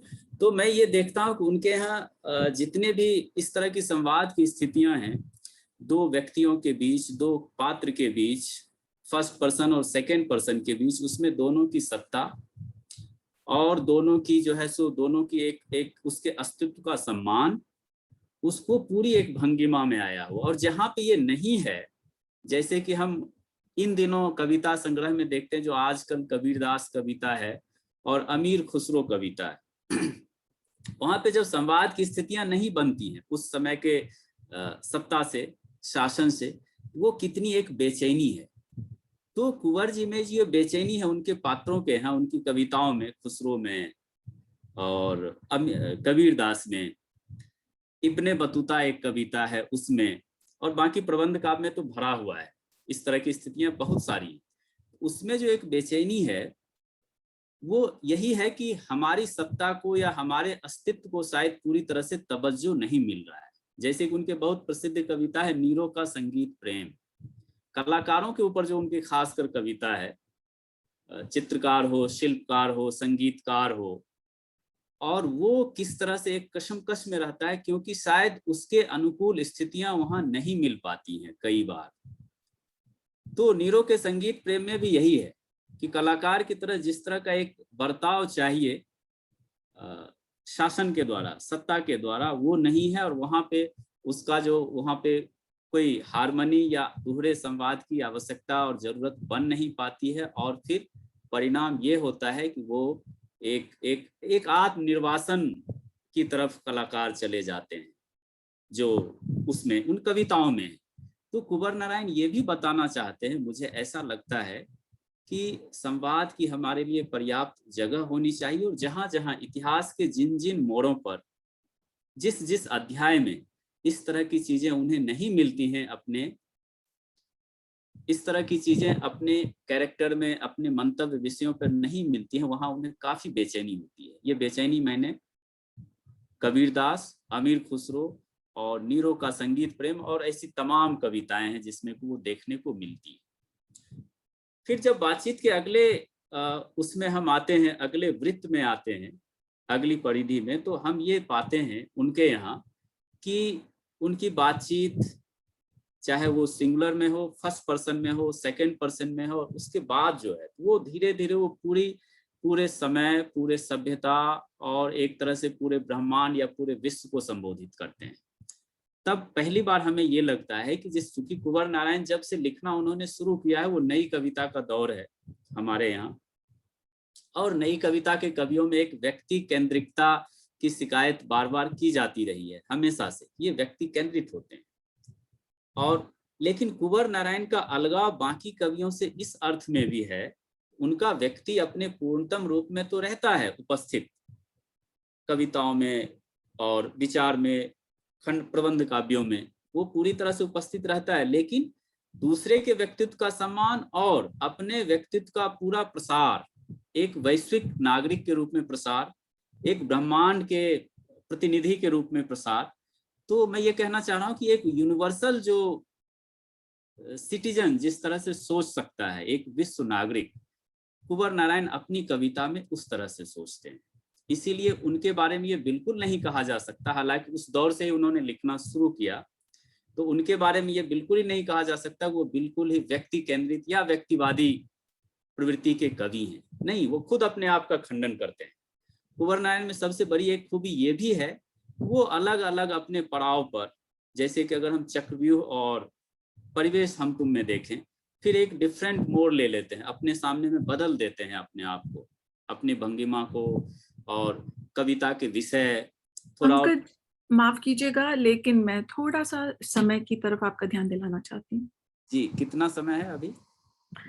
क्योंकि हाँ, हम चाहते हैं कि समय पे खत्म हम कर सकें, तो हमारे पास 16 मिनट है, लेकिन हम चाहते हैं 2-4 बातें भी हो सकें। जी जी जी। तो अगर 1-2 मिनट में आप खत्म कर सकें, और जो बातें आप कर रहे हैं, जो बिंदु आप उठा रहे हैं, हम उनके बारे में बात करें, तो ये भी अच्छा। जी जी। तो कुंवर नारायण का जो एक संवाद धर्मी व्यक्तित्व है उनके यहाँ, तो मुझे लगता है कि 3 उसके उपजीव्य हैं। जैसे उन्होंने उपनिषद को छूते हुए आत्मजयी को शुरू किया था अपनी चिंताओं से। तो उपनिषद है, महाभारत है, और जो भी भारतीय क्लासिक्स हैं, एक तो उनका उपजीव्य वो है एक केंद्र, जहां से मुझे लगता है कि वो बड़े बड़े सवालों से जूझने की, उससे डायलॉग करने की एक वो शक्ति लेते हैं। दूसरा उनका एक अपना परिवेश है जो कि अयोध्या, फैजाबाद और उसके बाद लखनऊ, जहाँ पे उनको बड़े बड़े बौद्धिक विचारकों से, जैसे कि आचार्य नरेंद्र देव, कृपलानी, राम मनोहर लोहिया, इन लोगों से लगातार उनकी बहसें होती थी, संवाद होते थे। और उनके जो अलग अलग वहाँ पे यूनिवर्सिटी में जो प्रोफेसर्स थे इतिहास के, खासकर राधा कुमुद मुखर्जी और राधा कुमुद मुखर्जी, ये जो इंटरव्यू की किताब मैंने अभी तैयार की है उसमें वो बार बार इस बात का जिक्र करते हैं कि लखनऊ का ये जो परिवेश था एक बहस मूलक और संवाद मूलक, उससे मैंने काफी कुछ लिया। और मुझे हमेशा ये लगा कि हमें किसी एक दिशा में या एक ही बिंदु तक सिमट करके नहीं रहना चाहिए, खुला रहना चाहिए। तीसरा जो उनका एक उपजीव्य है, उनके अंदर जो संवाद धर्मिता है, वो विश्व साहित्य से जो उनका संपर्क है, समूची दुनिया भर के साहित्य से और कुछ साहित्यकारों से, रचनाकारों और कवियों से, खास करके नाजिम हिकमत पर उनकी कविता है, पाब्लो नेरुदा से उनका संपर्क हुआ था। तो केवल संपर्क ही नहीं, उन्होंने उसके बाद कैसे उनके साहित्य को, उनके पूरे जो है सो लेखन या साहित्यिक प्रक्रिया को कैसे जिया, और उससे एक संवाद किया। तो ये तीन संवाद के उनमें मुझे उपजीव्य मिलते हैं। और उसके बाद मैं संक्षेप में एक दो बातें और कहना चाहूँगा, उसके बाद में रुक जाऊँगा। सुकरात ने कहा है कि संवाद या अच्छी जो बातचीत होती है उसकी तीन खूबी होती है। जो सबसे जो तृतीय श्रेणी की बातचीत होगी या सबसे कमतर, वो होती है कि हम किसी आदमी के बारे में बात करते हैं, आपस में अगर बैठते हैं तो किसी व्यक्ति के बारे में बात करते हैं। उससे अच्छी कोटि की जो बातचीत होती है उसमें हम किसी घटना पर बात करते हैं, अच्छा क्या हुआ, अभी राजनीति में क्या हुआ, इस समय क्या घटित हुआ। और लेकिन जो सबसे अच्छी बातचीत होती है उच्च कोटि की, प्रथम कोटि की, उसमें हम किसी विचार के बारे में बातचीत करते हैं। तो कुंवर नारायण से संवाद करते हुए और उनके इस अभी बनने वाली पुस्तक में जो संवाद है उसमें हम यही देखते हैं कि इस तरह का जो उनका विचार से लगातार एक घनिष्ठ संपर्क रहा है, न केवल व्यक्ति, न केवल घटना, व्यक्ति पर तो बिल्कुल नहीं, किसी के बारे में वो रस लेकर के बात कर रहे हैं, नहीं, वो सीधे विचार की बात करते हैं और दूसरे वाले को भी ये स्पेस देते हैं। तो ये इस तरह का इस कोटि की जो एक बातचीत है या संवाद है वो उनमें हमें देखने को मिलता है। और अब क्या संवाद वाली पुस्तक के बारे में एक दो बात करूं या अभी रुक जाऊं? हमें लगता है कि संवाद वाली जो पुस्तक है वो लोगों को पढ़नी चाहिए। जितनी बात आपने संवाद की जो अहमियत है, जो उसका महत्व है, उसके बारे में आपने की है, उससे लोग, मुझे लगता है कि लोगों को कुछ मोटिवेशन मिलना चाहिए। तो आप 1 मिनट में अगर बात खत्म कर सकें तो प्लीज अच्छा होगा। हाँ, तो ये संवाद वाली अभी तीसरी पुस्तक आएगी उनकी। इससे पहले 2 पुस्तक आ गई है विनोद भारद्वाज जी के संपादन में, मेरे साक्षात्कार और तट पर हूँ तटस्थ में। तीसरा एक तरह से उसी का विस्तार है और थोड़ा नया भी इस अर्थ में है क्योंकि बहुत सारे जो इसके संवाद हैं, इंटरव्यूज हैं, वो अप्रकाशित हैं। कुछ रेडियो और दूरदर्शन के लिए अलग अलग समय पे अलग अलग कार्यक्रमों के लिए लिए गए हैं। तो उसका इसमें संकलन किया गया है, 25 से 30 इंटरव्यू हैं। और एक खास बात इसमें यह है इन संवादों में कि पहली बार बहुत अधिक हम संवादों में ये देख रहे हैं कि वो आत्मकथात्मक सामग्री आई है। अगर हम कुंवर नारायण के खुद उनके जीवन का, उनके विकास का, उनके बौद्धिक व्यक्तित्व के विकास का हम अध्ययन करना चाहेंगे तो इससे इसमें काफी मदद मिलेगी। एक तरह से फर्स्ट हैंड लिटरेचर के रूप में या इंफॉर्मेशन के रूप में हम इसको पढ़ सकते हैं। दूसरी बात कि उनका जो बाकी साहित्य है उससे एक क्रॉस रेफरेंस करते हुए कई बार बहुत सारी कविताओं के संदर्भ या रचना प्रक्रिया के बारे में, या मान लीजिए किसी दूसरे देश या दूसरे साहित्यकारों से उनका संवाद कैसे हुआ, इसके बारे में उन्होंने बहुत सारी मानीखेज जानकारियां दी हैं। और उसके बाद उनका जो एक अपना व्यक्तित्व है उसमें जो कि वो बोल रहे हैं, तो कभी ये लगता है कि जैसे हम लोग कभी पेरिस रिव्यू के इंटरव्यू पढ़ते थे, उस तरह के भी इसमें 2-3 इंटरव्यू लंबे लंबे और इस तरह के संवाद की ऐसा लगता है कि हम एक सिलसिलेवार, एक निबंध या एक उसको एक सरस रचना के रूप में पढ़ते हैं।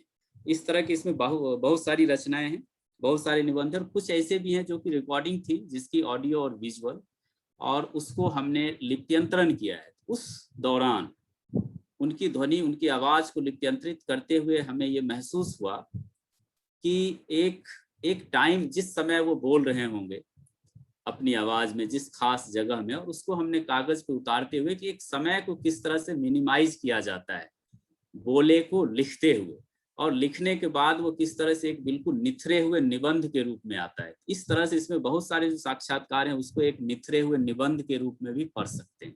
फिलहाल मैं यहीं तक रुक रहा हूँ। शुक्रिया। बहुत शुक्रिया पंकज।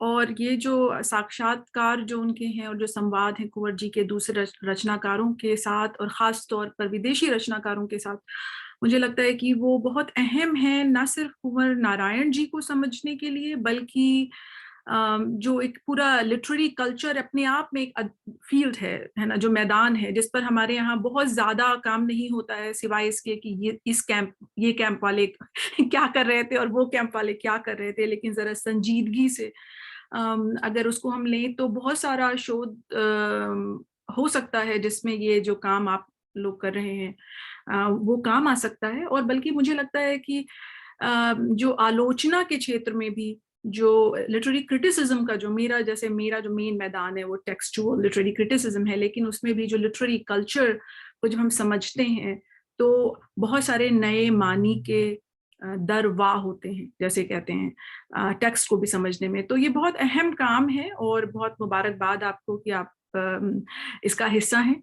और हम कुंवर जी की भी किताब पढ़ेंगे और ये आपका भी काम देखेंगे।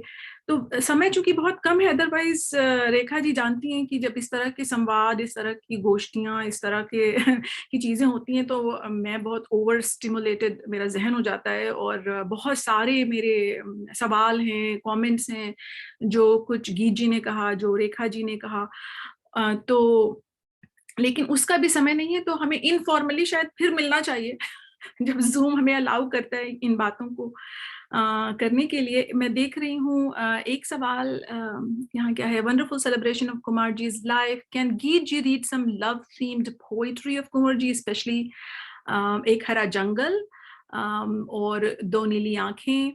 सो अब हम गीत जी तक हमने आपकी बात पहुंचा दी है, अब हम उनको फैसला करने देंगे और क्या सवाल है। I would like to make a little comment on Geet G's comparison of poetic language to Kat's gentle treatment of her kitten. तो ये Mirala is saying, so I would actually let her, क्योंकि हम तो अब जो हिंदी वाले हैं वो मिलते रहते हैं जो भारत से हैं। तो Mirala, please you can turn your microphone on and your video on, and then you can make that comment. Yeah, thank you very much. I'm apologizing for speaking in English. I was able to follow, but I'm not going to trouble you with my not so fluent Hindi, so that's why that's totally fine. Make my comment in English. I was thinking about my experience with poetic language, and in particular with the language of Kunvar Narayan. I tried myself on some of his poems for translating them into German or into Bulgarian. And I can understand when Geetji says that there is a komalta, gentleness, a tenderness in the language of Kunvarji, but on the other hand, I was experiencing some of his lines as a very severe and very, very tough lines. So they certainly left some claw marks on me and didn't go without any kind of wound, so to say. For example, I have just had a look in the book I have of Kunvarji's poems, the poem Chakravyuha, and there are lines in it. मैं बलिदान इस संघर्ष में कटु व्यंग्य हूँ उस तर्क पर जो जिंदगी के नाम पर हार गया, आहूत हर युद्धाग्नि में वो जीव है निष्पाप जिसको पूज कर मार गया, वो शीश जिसका रक्त सदियों तक बहा, वो दर्द जिसको बेगुनाहों ने सहा. And of course, we can have a long discussion. Is this the language, which is very powerful, or is this the idea? But I think that in poetry, both things are so close, entangled together, that there is no point in dividing between words and meanings. And that's why, for me, the idea of language of poetry being Vakrokti, as the Sanskrit poets would say, being deficient, being different than the everyday speech is very important. And my experience with Kumbharji's poems is rather going into this direction than into the direction of just tenderness and komalta. So that was my little comment on Geets's opinion. Actually, I would like to add something to what Mirala you just said, and I'm thinking it might be also our own kind of point of view, from what viewpoint we are, reading Kunwar जी's poetry. Because मेरा भी ये है कि जब मैं कुंवर जी की कविताएं पढ़ती हूँ और जो कुंवर जी की कविताओं के बारे में जो बात होती है, खासतौर पे टेक्स्ट के बारे में, शब्दों के बारे में, अर्थ के बारे में, तो मैं उससे सहमत होती हूँ. लेकिन मुझे ऐसा लगता है कि कुछ खास चीजें हैं जिनके बारे में ज्यादा बातें हो रही हैं, जैसे टेंडरनेस, और जैसे he is like being contemporary Buddha. So of course वो बुद्ध प्रबुद्ध हैं, और कहा जाता है कि वो मतलब एंगेजमेंट है, लेकिन पर्सनल पोइट्री है. तो जैसे हाँ, वो पर्सनल है in the sense that it's not commercial. वो मटीरियलिस्टिक अप्रोच नहीं है कि वो अपने आप को मशहूर करना चाहते हैं, तो वो पर्सनल है. लेकिन आई गेस शायद जब हम वेस्ट में बैठकर पढ़ रहे हैं, तो जो कुछ हम लोग, जो डिस्कोर्स हो रहा है एकेडेमिया में, हो सकता है उसका असर होता हो हमारी जिस तरह हम चीजों को समझते हैं. तो nowadays personal is political and political is personal. तो उसमें कोई दूरी नहीं रही, एक बात. और दूसरी बात ये कि जैसे जो भी बड़ा शायर है, तो वो एक साथ कई दुनियाओं, या कम से कम दो दुनिया, जो इंटरनल और एक्सटर्नल है, जो ये भौतिक दुनिया है और जो ब्रह्मांड है या जो स्पिरिचुअल है, उसके बीच लगातार रिश्ता रखता है. ये सब बातें जो गीत जी कर रहे थे, रेखा जी कर रही थी, और जो मिरेला ने अभी कही, उनको सुनते हुए मुझे गालिब का एक शेर याद आया, जो असल में गालिब के सभी शेर मेरे पसंदीदा है, लेकिन शायद वो सबसे ज्यादा पसंदीदा है. मेरे ऑफिस में वो कैलीग्राफी के आर्ट के तरह लगा हुआ है.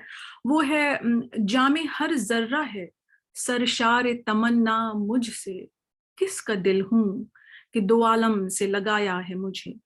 तो वो जो दो आलम से लगातार लगाए रहना, और लगा रहने का मतलब ही है इंगेजमेंट, तो वो उस तरह का इंगेजमेंट मुझे खास तौर पर नजर आता है. एक वजह और भी हो सकती है कि मैं हिंदी शायरी को, उर्दू शायरी को एक हिंदी विभाग या उर्दू विभाग में नहीं पढ़ा रही हूँ. मैं साउथ एशियन स्टडीज का मेरा कॉन्टेक्स्ट है, जो सबसे पहला जो चयन का प्रोसेस है कि मैं किसको पढ़ाऊं, वो निर्धारित करता है.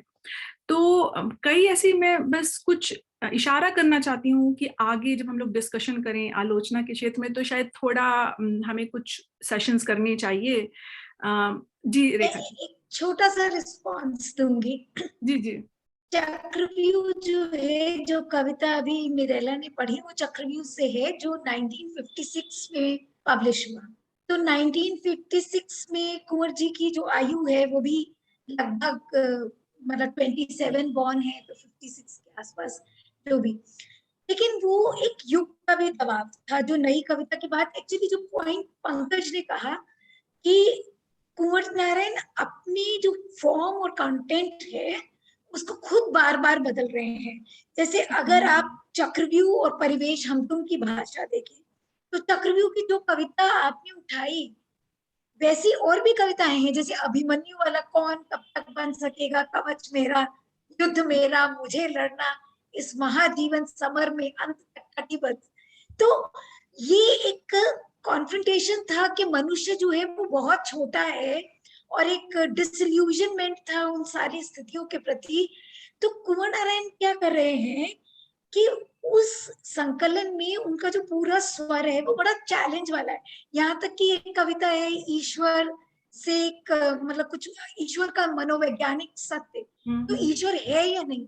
आत्मजयी में भी नचिकेता का जो पूरा स्वर है बड़ा चुनौती भरा है, तो वहां भाषा भी वैसी है। और जब वो कविता डिस्क्रिप्शन से ज्यादा रिफ्लेक्शन पे जाती है तब वो उस टेंडरनेस को समेटती है।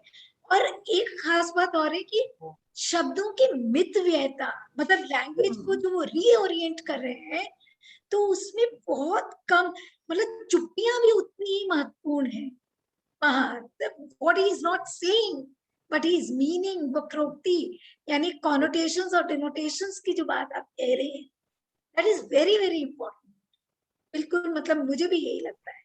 शुक्रिया रेखा जी। लगता है गीत जी कुछ कहना चाहते थे। हमारे पास बहुत कम समय है, लेकिन हम अपनी बात दर्ज करने के लिए कह दें, और मुझे लगता है इन बातों पर एक अपूर्व को एक बिल्कुल लिटरेरी क्रिटिसिज्म की कॉन्फ्रेंस हम लोगों को, सब लोगों को कुंवर नारायण पर करनी चाहिए। जी गीत जी, आप कुछ कह रहे थे। चाहता हूँ कि कोमलता को किसी आक्षेप की तरह न देखा जाए, कोमलता उनका गुण है। और जब ये उदाहरण देते हैं कि कवि को शब्दों के साथ कोमल व्यवहार करना चाहिए, तो उसका अर्थ दरअसल ये है कि वो शब्दों को लेकर संवेदनशील रहे, अपनी कविता में वो उनका अतिरिक्त या बेजा इस्तेमाल ना करे। उन शब्दों का प्रभाव पाठक के ऊपर जरूर पड़े, पाठक के ऊपर उन शब्दों के निशान दिख जाएं, लेकिन उन शब्दों के ऊपर कवि का निशान कहीं न दिखे। कहने का अर्थ ये है कि कुंवर नारायण की कविता में, उनकी भाषा में, उनके शब्दों के ऊपर कुंवर नारायण हावी नहीं होते। ये बात इसलिए भी नोट करने वाली है क्योंकि हिंदी में एक ऐसी कविता का प्रचलन है जिसमें कवि बड़े बड़े शब्दों का पत्थर अपने गले में बांध के नदी में कूद पड़ते हैं और डूब जाते हैं।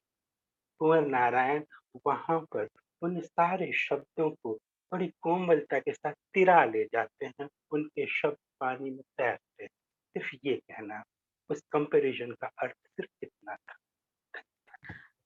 असल में बहुत मेरे लिए ये पूरा कन्वर्सेशन, पूरी ये बातचीत इसलिए भी दिलचस्प है कि हम सब लोग एक अपने अपने एक कॉन्टेक्स्ट और व्यू पॉइंट से बात कर रहे हैं। तो जो गीत जी ने एक तरह से क्लैरिफाई किया, तो मैं समझती हूँ, क्योंकि मैं दोनों दुनियाओं में रहती हूँ, तो क्लासरूम की एक दुनिया है और एक पाठक, हिंदी पाठक के तौर पर जब मैं पढ़ती हूँ तो वो मतलब मैं समझ रही हूँ कि गीत जी आप क्या कह रहे हैं। तो हमारे यहाँ चूंकि वो प्रगतिशील लेखन, एक खास तरह के प्रगतिशील लेखन की एक छाया है, जिससे मतलब हम ये एक जिम्मेदारी महसूस करते हैं कि हम ये बात साफ करें कि ये खास लेखक या कवि ये उस जो है कैंप का नहीं है या उस तरह का नहीं है। तो हम ये भी बात है कि हमारी अपनी एंजाइटीज हैं जब हम बात भी करते हैं, लिखने की बात तो जाने दीजिए।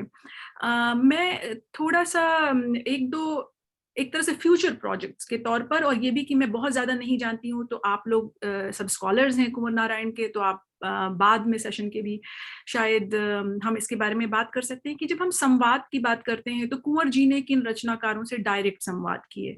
चूंकि मैं कैनन्स में पढ़ाती हूँ या एरिया स्टडीज के कॉन्टेक्स्ट में पढ़ाती हूँ, तो मैं रचनाओं को एक दूसरे के साथ मतलब एक तरह से मैं पाती हूँ कि संवाद कर रही हैं रचनाएं, कुछ कवियों की रचनाएं दूसरे कवियों की रचनाओं से संवाद कर रही हैं। और कैनन बाउंड्रीज, जो लिंग्विस्टिक कैनन बाउंड्री है, मैं बहुत ज्यादा उससे संतुष्ट नहीं हूँ, बल्कि 2018 में हैबिटेट सेंटर में Asian association of Asian studies की कॉन्फ्रेंस हुई थी, तो मैंने एक पैनल ऑर्गेनाइज किया था और अपना पेपर भी पढ़ा था कि ये जो है लिंग्विस्टिक बाउंड्रीज जो हैं उनको हटाकर अगर हम पॉलिटिकली भी आइडेंटिटी के हिसाब से भी चीज़ों को पढ़ना चाहें तो हमें we have to rearrange those canon boundaries मेरा मेन था कि मैं हिंदी उर्दू का बहुत मुआजना या कंपैरिजन जब करती हूँ तो मैं देखती हूँ कुछ हिंदी और उर्दू पोइट एक साथ कैनन में हैं और बहुत सारे पाकिस्तानी पोइट्स जो कुछ 70s के बाद हम there is nothing common between Urdu poets in India and Urdu poets in Pakistan. तो ये सब आई गेस मेरी अपनी एंग्जाइटीज हैं। तो और जब मैं पॉलिटिक्स पर कुछ ज्यादा जोर देती हूँ तो मतलब मैं जब कुंवर नारायण को पढ़ती हूँ तो मैं बहुत उनको पॉलिटिकल पाती हूँ, in a very post modern sense political. तो अगर आप लोग इजाजत दें तो बहुत बातें हो सकती हैं, लेकिन मैं खुद कुंवर जी के शब्दों के साथ इस सत्र का जो है वो समापन करना चाहती हूँ।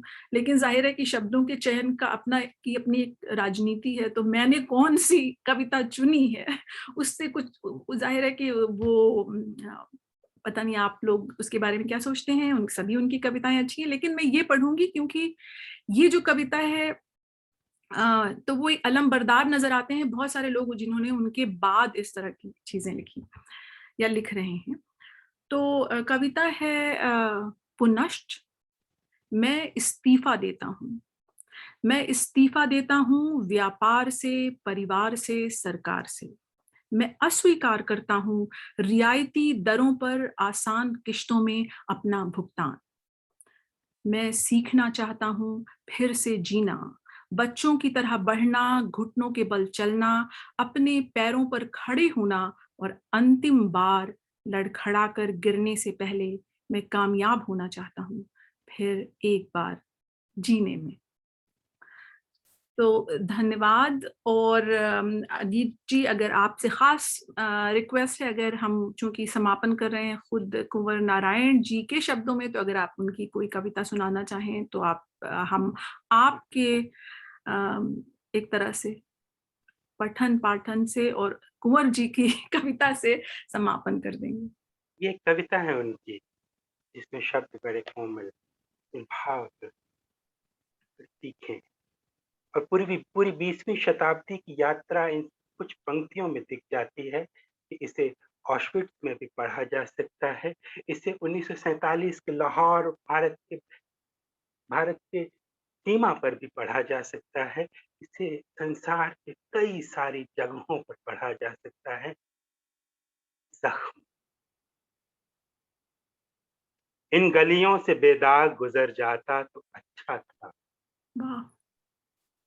इन गलियों से बेदाग गुजर जाता तो अच्छा था, और अगर दाग ही लगना था तो फिर कपड़ों पर मासूम रक्त के छींटे नहीं, आत्मा पर किसी बहुत बड़े प्यार का जख्म होता जो कभी न भरता। आत्मा पर किसी बहुत बड़े प्यार का जख्म होता जो कभी न भरता। क्या खूब, नारायण। बहुत खूब। तो गीत जी की आवाज और कुंवर नारायण जी के शब्दों के साथ हम इस सत्र का यहीं समापन करते हैं। तमाम तीनों पैनलिस्ट का, रेखा जी आपका, गीत जी आपका, पंकज जी आपका बहुत बहुत शुक्रिया। अपूर्व जी का शुक्रिया इस बड़े जो 3 दिन के कार्यक्रम का आयोजन करने के लिए और हम सबको उसमें शामिल करने के लिए। और हमने तो मुझे लगता है कि कुंवर नारायण जी को पढ़ना और समझना बस शुरू किया है, और बहुत सारे अलग अलग संदर्भों में उनको नए नए तरह से पढ़ा जाना चाहिए, जैसा कि आप तमाम लोगों की बातों में भी एक तरह से ये बात जो है वो छुपी हुई थी। शुक्रिया आप तमाम लोगों का, जो लोग हमें यहाँ देख रहे हैं, हमारे साथ थे उनका शुक्रिया। जो लोग YouTube में, मैंने देखा कि कुछ लोग देख रहे थे, फेसबुक पर कुछ टेक्नोलॉजिकल ग्लिचेस थी, क्या किया जा सकता है उनका, लेकिन हम ये जो रिकॉर्डिंग है उसको दोबारा फेसबुक पर समन्वय के फेसबुक पेज पर और पोस्ट कर देंगे और आप लोग दोबारा देख सकेंगे। और मैं आप लोगों को दावत दूंगी, अगर कोई सवाल किसी ने किया है गीत जी से, क्योंकि मेरा अपना अनुभव है इस तरह के प्रोग्राम्स करने से कि कई बार बाद में लोग प्रश्न करते हैं कि आप मेहरबानी करके जाइए और जवाब अगर देना चाहें, आपके पास वक्त हो तो दे सकते हैं। बहुत बहुत शुक्रिया। आप सभी का